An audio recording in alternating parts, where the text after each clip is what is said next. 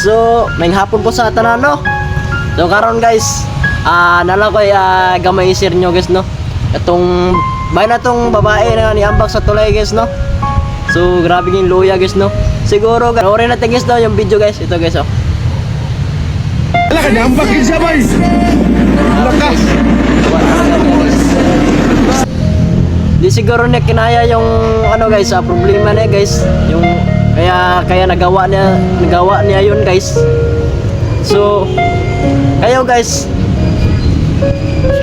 kung may problema man kayo guys, idasal natin sa Panginoon guys no. Kaya siya lang yung alis sa problema natin guys no. Siya lang, sampit lang tayo guys no sa Panginoon guys. So ito lang guys no. God bless. Yun lang yung advice ko sa inyo guys no.